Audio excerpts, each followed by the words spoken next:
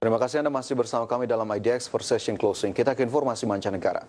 Uni Eropa resmi resesi, di mana ekonomi Uni Eropa pada kuartal 2 2020 kembali mengalami kontraksi sebesar minus 11,9%. Perolehan produk domestik bruto di tengah pandemi COVID-19 tersebut membuatnya masuk ke jurang resesi.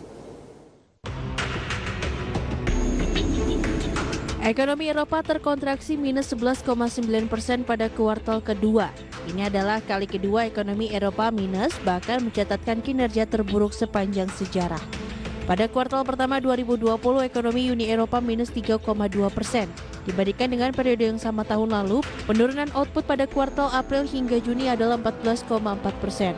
Hasil survei atas aktivitas bisnis baru-baru ini menunjukkan bahwa ekonomi Eropa sekarang dalam mode pemulihan. Namun, ancaman gelombang lanjutan atas pandemi corona atau COVID-19 mulai nampak.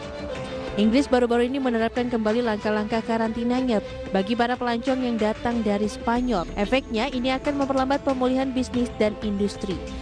Jerman, ekonomi terbesar Eropa, juga terpukul akibat pandemi corona. Ekonomi Jerman terpukul hingga 10,1% terhadap PDB. Ekonomi Prancis turun 13,8%, Italia 12,4%, dan Spanyol 18,5%. Prediksi terbaru dari Komisi Eropa, ekonomi Uni Eropa akan menyusut 8,3% pada tahun 2020. Prediksi mengasumsikan bahwa pembatasan akan terus mereda dan bahwa tidak akan ada gelombang kedua yang memicu tindakan karantina skala besar.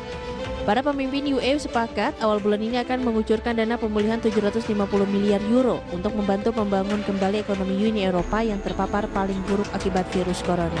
Berbagai sumber, IDX Channel.